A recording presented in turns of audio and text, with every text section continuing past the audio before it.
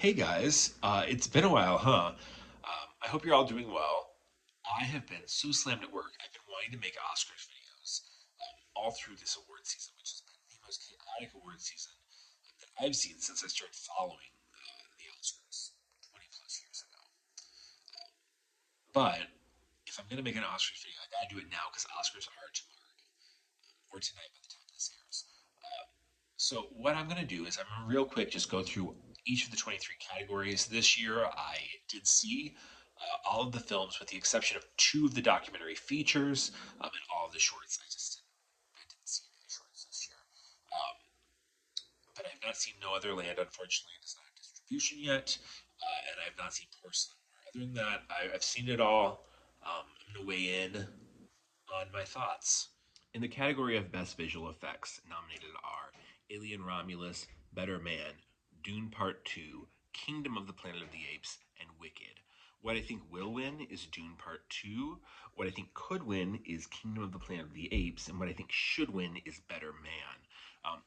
Dune Part 2 has gotten more awards in this category, but it's should be noted that Kingdom of the Planet of the Apes won the big award at the Visual Effects Society. However, at the Visual Effects Society, it just won that one award. Dune Part 2, I believe, won four awards. So, I mean, you can kind of, I don't know, balance that out. Um, but Dune Part 2 has really been sweeping all the other award shows in the visual effects category. I think that Better Man has the best visual effects of the year. Maybe not the most visual effects of the year, but like there's the rock DJ sequence that's like so well put together and it's done with visual effects. And then just the character of Robbie Williams. You really stop thinking about the fact that it's a monkey and you accept it because it's just so well done. But all that to say, I'm going to say that Dune Part 2 is going to take this. Next up is Best Film Editing. The nominees are Anora, The Brutalist, Conclave, Amelia Perez, and Wicked. What I think will win this is Conclave. I think Conclave has the just a really sharp editing that attracts the Academy voters. It's sharp, it's visible, it moves the film along at a nice clip. What I think I would probably pick is Anora, um, possibly The Brutalist. I think all three of those films are really well edited, but I probably would go with Anora. What I think could win, I think maybe watch out for Wicked in this category. Um, I know common sense would probably tell you to look out for Anora, but right now I have Wicked winning two categories, and I just feel like there might be a third category that we don't quite know what it is yet that Wicked takes. I think that sound could be one of those, and I think editing could be another one of those. But I am going to go with Conclave. I think Conclave's got this one wrapped up. In the best costume design field, we have A Complete Unknown, Conclave, Gladiator 2, lone nomination for Gladiator 2, Nosferatu, and Wicked. Um, what I think is going to win this is Wicked pretty handily. I don't really know what else would win. I mean, you could maybe say Nosferatu. I don't really buy that. I think the costumes in Conclave are well done, but they're not very showy.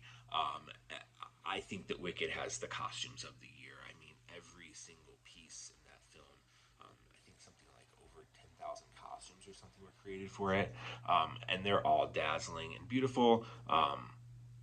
Yeah, I think Wicked will win, should win, um, and I really just don't know what that second one would be if there were a second one to come in and take it. So Wicked, best costume design. In the best makeup and hairstyling field, we have A Different Man, Amelia Perez, Nosferatu, The Substance, and Wicked. What I think will win is The Substance. The body horror in the film is so well done. The practical makeup effects are so incredible and gross and squishy. This should walk away with the award with no problem. I think if people are grossed out by the body horror of it, I think the next in line would be Wicked. But I don't think that's going to be the case. I think even if you don't like the substance, you have to acknowledge that the makeup is just so well done in that film. So my pick for best makeup and hairstyling is The Substance. In the category of best cinematography, the nominees are The Brutalist, Dune Part 2, Amelia Perez, Maria, and Nosferatu. What I think will win this category is The Brutalist. I think The Brutalist should win this category. I think if something else were to win, I think it could be Nosferatu, but I think it's honestly, I think it could be Maria, which did win the ASC Cinematographer Award. Um, that said, I don't think a lot of people saw Maria, and I think that when you're going outside of the field of cinematography, I don't know that anybody really cares. I don't know they appreciate it as much. Um, and I don't think that ASC is one of the guilds that's super reliable. I think PGA, DGA,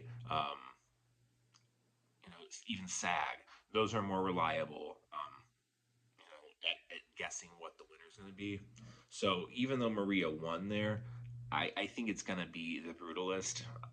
I think even though common sense would tell me to go with Maria for the second place, I think that what could win here is Nosferatu. But I'm going to go with The Brutalist here. In production design, we've got The Brutalist, Conclave, Dune Part 2, Nosferatu, and Wicked. What I think will win, I think this is Wicked. I think this is about as close to a lock as you can get.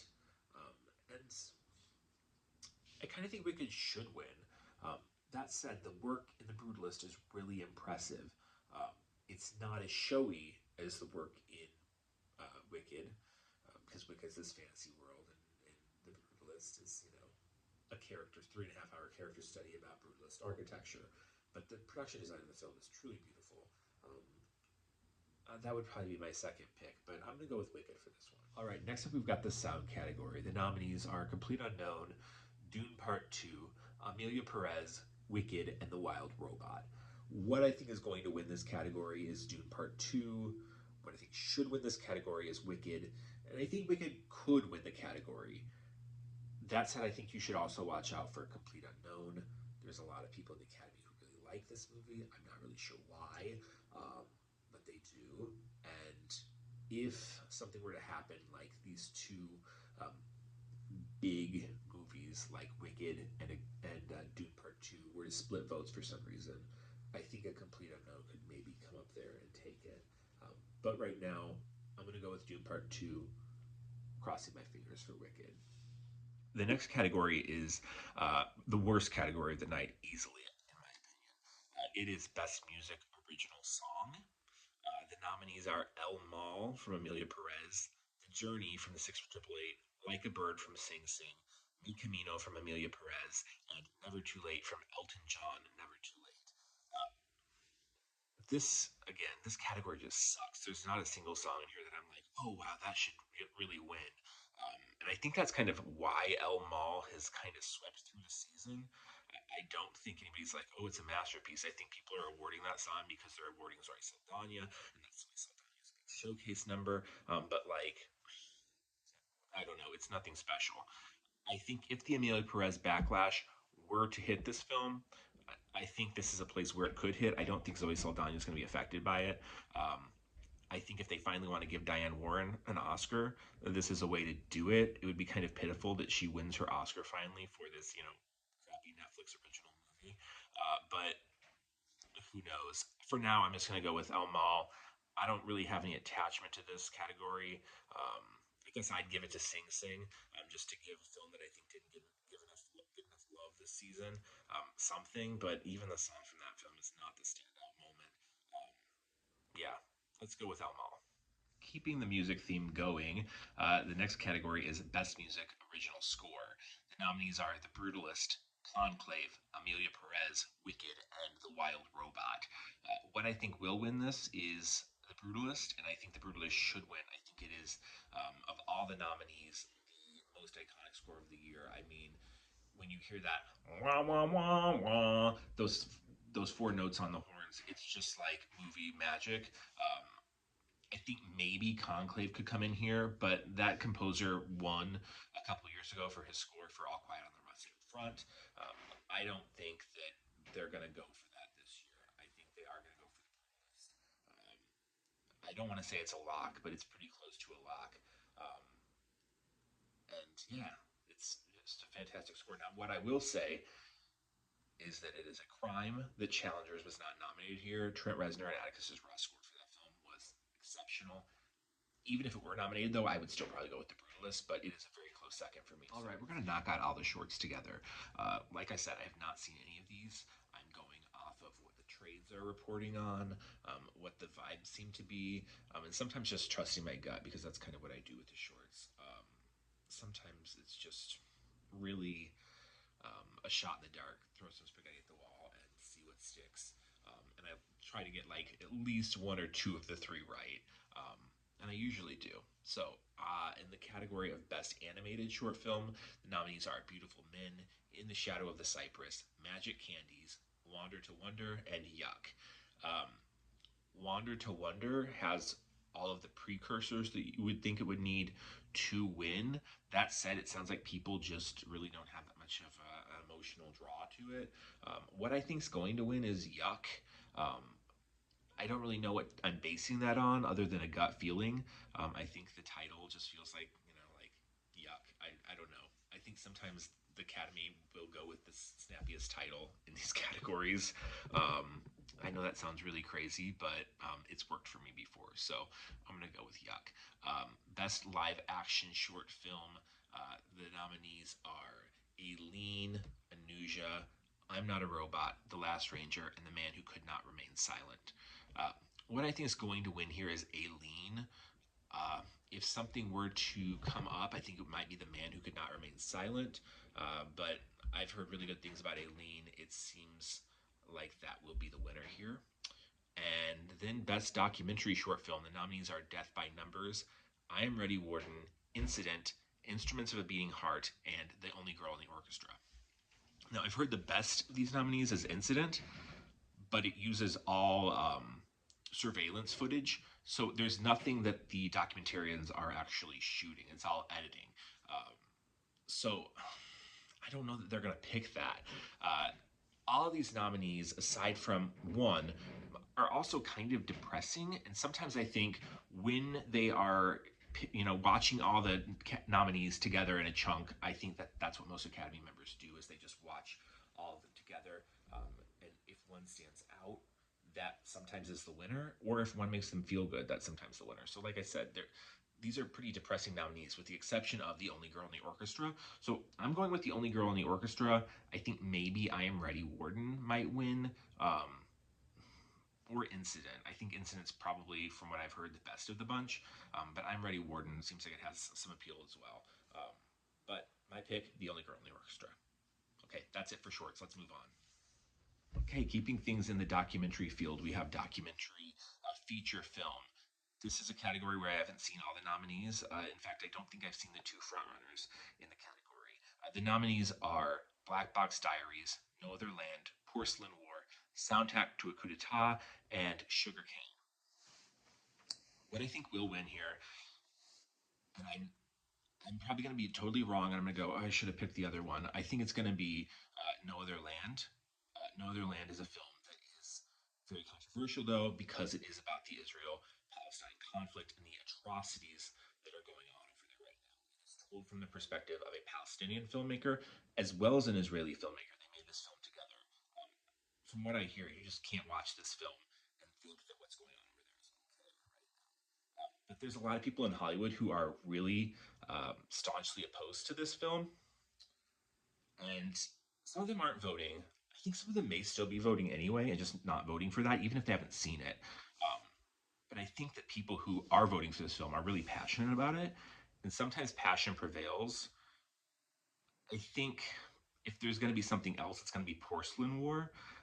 But what kind of holds me back from that is, do we really need another film about Ukraine winning the Oscar? That's not to say that what's going on there isn't important right now, but we've had Navalny and we've had the Mariupol documentary that won last year. it seems like a lot of Ukrainian documentaries have been winning lately. So I think that No Other Land should be winning here. Sounds like this is a really well done film. Um, what I would pick, having not seen that, is Soundtrack to a Coup d'etat. But I have a feeling that if I saw No Other Land, I would probably pick that. That would probably be my pick. But it is my pick. I think it will win. But watch out for Porcelain War. All right. Next up are the nominees for Best International Feature Film. The nominees are Amelia Perez, Flo, The Girl with the Needle, I'm Still Here, and The Seed of the Sacred Fig. What I think is going to win this is I'm Still Here from Brazil. Um, it really surprised on Oscar nomination morning, rather, by getting that surprise Best Picture nomination. Nobody was predicting that. I don't think anybody. If you guessed that, like, kudos to you. But that showed a lot of passion for the film. Fernanda Torres also was nominated for Best Actress. She's fantastic in the film, and I think now that it's got the Best Picture nomination, people are sitting down and watching it and seeing what an incredible film it is. And when you've got a film like Amelia Perez that has had such backlash now, you need a good alternative. You want to bring people together, give them a good villain. And Amelia Perez was that villain this year. And so that's allowed I'm Still Here to kind of sweep in, and it's been on this real upward trajectory while Amelia Perez has been like crashing down.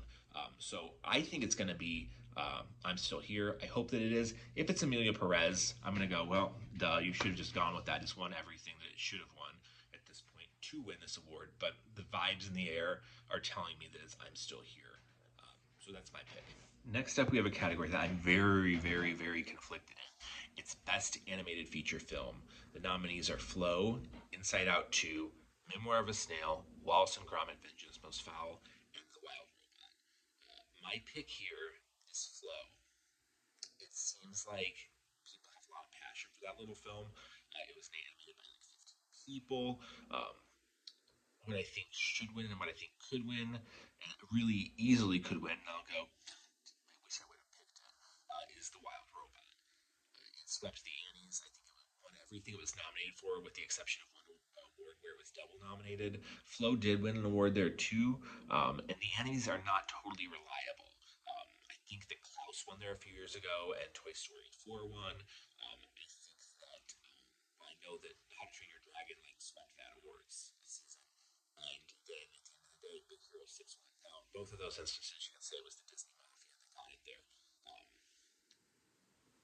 that said, I think we're dealing with a new academy, a newer academy than we were back then.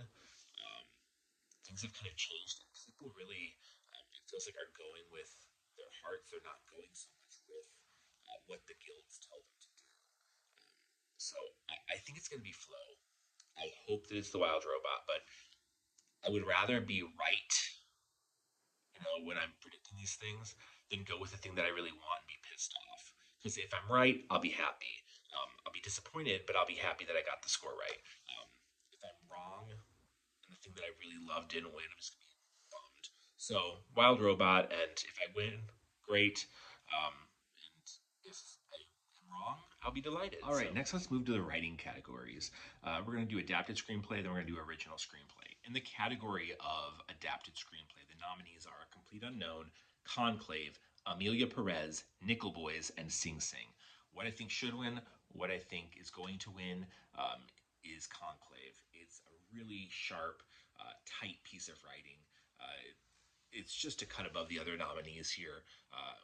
Not to say that Nickel Boys isn't also a fantastic screenplay, and Sing Sing's very good too, but Conclave's just on a different level. It's just really great writing, and the reason that that film works so well is because of its screenplay, as well as its performances. But the screenplay is just really just so good. So yeah, lock it in. Conclave, best adapted screenplay. It's going to happen. Best writing original screenplay is a little tougher to predict. The nominees are Anora, The Brutalist, A Real Pain, September 5, and The Substance. I think there's a case to be made for three, maybe four of these nominees. I don't think September 5 has a chance here, which is not to say it's a bad screenplay. It's certainly better than A Complete Unknown and Amelia Perez in the other category. But it ultimately comes down to me to two films, A Real Pain and Anora. A Real Pain has the BAFTA, but Anora has the WGA, where it was up against A Real Pain, and A Real Pain lost there. And I think the Writers Guild of America is much more reliable than BAFTA in this category. And also, A Real Pain's not nominated for Best Picture. The last time that a film won for its screenplay without being nominated for Best Picture when it was up against a Best Picture nominee was like 2002. That's a really hard stat to go against. And so I'm going to go with Anora here. I think it should be Anora. I think if A Real Pain pulls it off, you cannot deny the Jesse Eisenberg of it all. This season has been absolutely bonkers, and this category should be much more clear. Um, but that's just the nature of this season. So yeah, A Real Pain could pull this off, but let's go with Anora. All right, we are down to our acting categories now.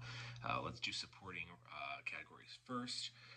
For Best Actress in a Supporting Role, we have Monica Barbaro for A Complete Unknown, Ariana Grande for Wicked, Felicity Jones for The Brutalist, Isabella Rossellini for Conclave, and Zoe Saldana for Amelia Perez. This is going to be Zoe Saldana. She swept the whole season. I have no reason to think that the Amelia Perez controversy has hit her because she's just kind of escaped unscathed.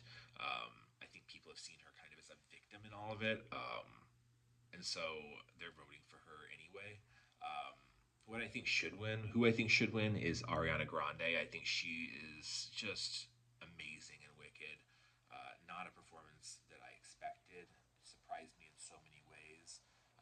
But I don't think she's gonna take it. There's no evidence that would suggest that she could. I think if there is a second place, I think it's Isabella Rossellini for Conclave because she has that respect in the industry.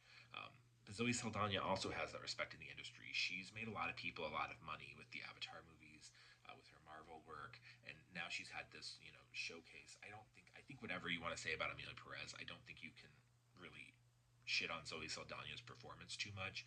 Um, Even with that song, I think she's the best part of the movie. So I don't think she's a totally undeserving winner. I think she's good in the film. Um, but I don't think she should be winning. But it doesn't matter what I think. I mean, when I talk about what should be winning, let's just move on to Best Actor in a Supporting Role. The nominees are Yura Borisov for Nora, Kieran Culkin for A Real Pain, Edward Norton for A Complete Unknown, Guy Pearce for The Brutalist, and Jeremy Strong for The Apprentice. This is just the most locked up category of the night. It's going to be Kieran Culkin. I don't really understand why. I've never gotten it, but he's won everything. So he's going to take this. It should be Yura Borisov. Yura Borisov, when I saw Nora, I had no idea who he was. But when the movie wrapped up, I think that's going to win Best Picture. I think Mikey Madison has a really good shot at Best Actress. And if Yura Borisov isn't nominated for Best Supporting Actor, this is like a crime. What are we even holding awards for?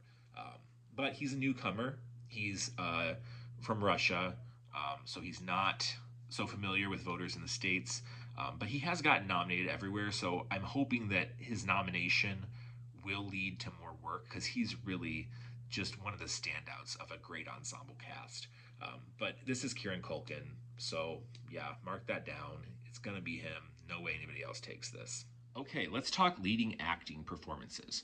Um, we'll start with leading actor because I think it's a little easier to call. So the best actor in a leading role nominees are Adrian Brody in The Brutalist, Timothy Chalamet in A Complete Unknown, Coleman Domingo in Sing Sing, Ray Fiennes in Conclave, and Sebastian Stan in The Apprentice. Who I think is going to win at the end of the day is Adrian Brody. I think it's like objectively the best performance of the year. Um, but I think that Timothy Chalamet could win. I will light myself on fire. Video to come if that happens. Um, but he has a path. I think people are really dazzled by the bullshit that he does in Complete Unknown. I'm not so much at all, obviously. I think it's one of his weaker performances and the most like desperate for an Oscar performances I've seen in a long time. That said, he did win SAG. I can't discount that. But SAG is such a populist organization now. I mean, it's got over 100,000 people voting. Some of them are TikTok influencers. I mean, they're not, there are, that is not to say that there are not SAG voters who are very serious, like actors, like who are, dedicated to their craft. So I do not want to like shit on SAG, but also they've kind of muddied the waters a bit with some of the people that have entered into SAG. Um, that happened after Oscar voting had closed, though. So Timothy Chalamet did not have the opportunity to give a speech before voting had closed, which is honestly probably good for him because his speech was so terrible. I know he wants to be one of the greats, but he's no Daniel Day Lewis. Him winning here would be like Daniel Day Lewis and There Will Be Blood losing to like a Joaquin Phoenix in Walk the Line kind of performance. Like they're not in the same league. Adrian Brody, I think, is going to take this. But if they open the envelope and say Timothy Chalamet, I'm just going to go, why are we doing this? Okay, best actress in a leading role. Whew, this is chaotic. Our nominees are Cynthia Erivo for Wicked, Carla Sofia Gascon for Amelia Perez, Mikey Madison for Honora, Demi Moore for The Substance, and Fernanda Torres for I'm Still Here. There's a lot to talk about with this category. Um, I'm not going to talk it to death. I think that we can definitely put Carla Sofia Gascon to bed. That's not happening, and I think we can put Cynthia Erivo to bed too. Um, Maybe next year for part two. We'll see. Um, this comes down to Mikey Madison, Demi Moore, and Fernanda Torres. Maybe. I think it's between Mikey and Demi, but there's a lot of unknowns because Fernanda's never been up against them, and I'm Still Here has gotten so much passion in the last couple of months since Oscar nominations came out. She did win the Globe, but she wasn't up against Mikey or Demi. That's probably all I'm going to say about Fernanda. I'm going to now focus on Mikey and Demi, but she could win it, so I don't want to discount her. But Mikey Madison and Demi is really interesting. Mikey Madison won the BAFTA. Um, she is the lead in the film that is right now predicted to win Best Picture. Um, Demi Moore, Substance is also nominated in Best Picture, so I don't want to discount that, but it is a genre performance. It's a body horror performance. Um, and she's in half the movie. I mean, she's not the Substance. I think she's become the face of the Substance, but like, if you watch the Substance, really, her and Margaret Qualley have about the same screen time. Um, so I don't know, but when you look at Demi Moore winning an award, and you look at the reaction of the room, there is like this real passion for her. I think people are saying like she's overdue. I wouldn't quite say that she's overdue. I wouldn't say she's overdue. She hasn't given like what Ghost. She hasn't given a performance before that I think was like really overlooked for recognition. I think what Demi Moore does have though is the right role and the right film at the right time, and she's up against the right person. Um, because her closest competitor, I think, is Mikey Madison. You've got a film about a an actress of a certain age getting overlooked by this the new young thing. I think Mikey Madison gives the best performance in this category, followed by Fernanda Torres. But are you really going to give the Academy Award to the Sioux in this situation? I don't think so. I think that people really love Demi Moore. Um, if they go based on narrative, I think they're going to give it to me. If they go, as the Honora campaign says, follow your heart. If they follow their hearts and really, really go with the best performance of the year, I think Mikey takes it. She did take BAFTA. Um, Voting for Oscars still had a couple days when she took that, but Demi had the momentum at that point. Um, so it's difficult to say. I think that it's going to be Demi Moore. And again, like I said with Wild Robot, if I'm wrong, I'll be so happy if Mikey or even Fernanda take it. I won't be disappointed if Demi Moore takes it. I certainly think that it would be a nice moment to see her win an Oscar. but I don't think that objectively I can say that she's the best in this field. Um, that said, I do think she wins it. Okay, so best director. This is a category I think we thought was sewed up, and then we realized that it was maybe sewn up for somebody that we didn't expect. Um, the nominees are Sean Baker for Anora, Brady Corbet for The Brutalist, James Mangold for Complete Unknown, Jacques Audiard for Amelia Perez, and Corley Farja for The Substance. I think this comes down to two people. I know it comes down to two people. It's down to Sean Baker and Brady Corbet. Brady Corbet won the BAFTA, but he lost the DGA, the Directors Guild Awards. So he lost that to Sean Baker for Anora. Brady Corbet certainly has the biggest direction of the year. I mean, it's a 3.5 hour film. He made it for $10 million, and looking at it, you would never guess that he made it for that much. Sean Baker, though, is a very distinct voice in independent cinema. I think he's very respected. I think that people are ready to give him this moment. I kind of think like that he's almost when I saw Nora, I really compared it to It Happened One Night, and his filmmaking does in a way.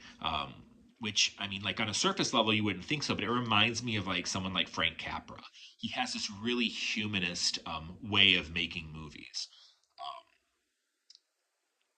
I think the industry is ready to award Sean Baker. I think they could go with Brady Corbet. If I want to say who should win, I'm really torn because they're my two favorite films of the year. And I think both of their direction is so strong. I will be happy either way. I'm not really going to pick somebody who I think should win because, I mean, you're comparing apples to oranges here. Um, they're doing different things. Um, Brady Corbet is newer. This is his third film, and really, I think you could say his first film that is widely accessible. Vox Lux was his last film with Natalie Portman, and before that, he had Childhood of a Leader, which was like not seen by very many people at all. Sean Baker's really had several films now that have been really lauded and praised. So I think it's Sean Baker, and I will be so happy to see him standing on that stage. But I wouldn't be unhappy to see Brady Corbet. All right, so it's the big one, Best Picture. Uh, this one is of the last four categories that I've talked about: leading actor, leading actress, best director, and best picture. I think the one that I feel the most confident in, maybe rightly, maybe wrongly.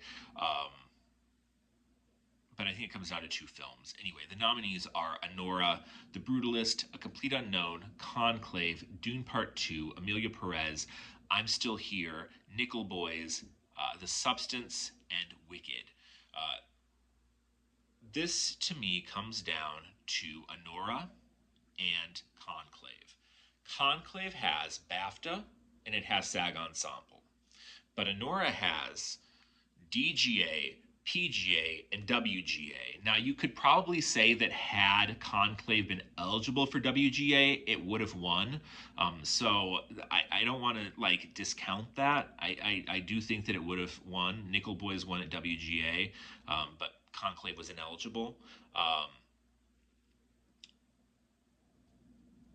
but that combo of WGA, PGA, and DGA is a combo that has not been beat since Brokeback Mountain lost to Crash 20 years ago or whatever it was.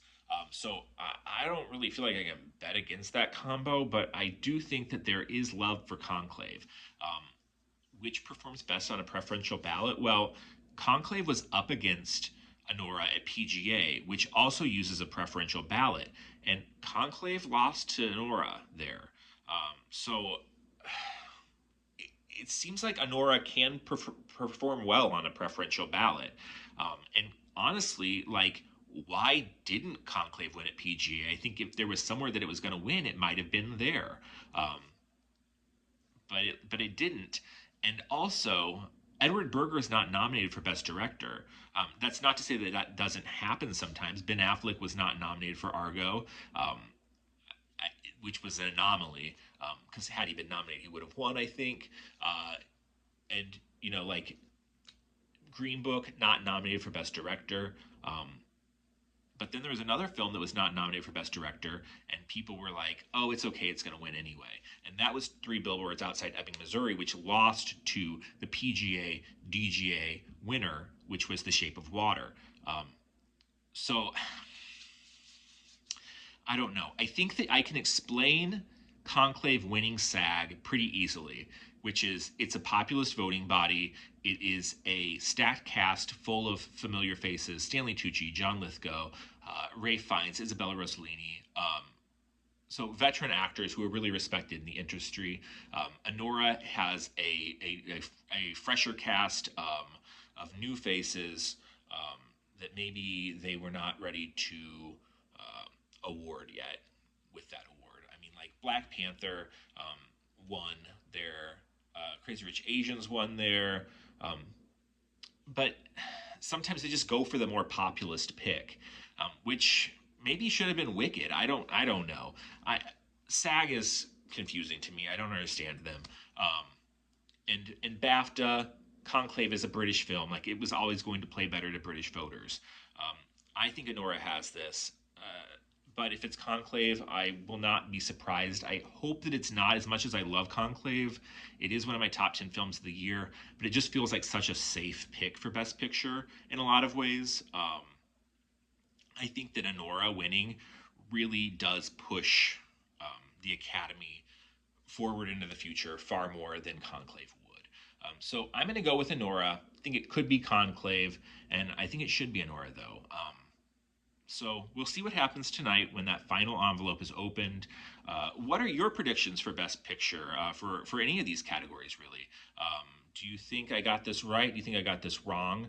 We'll see tonight. I will be watching intently.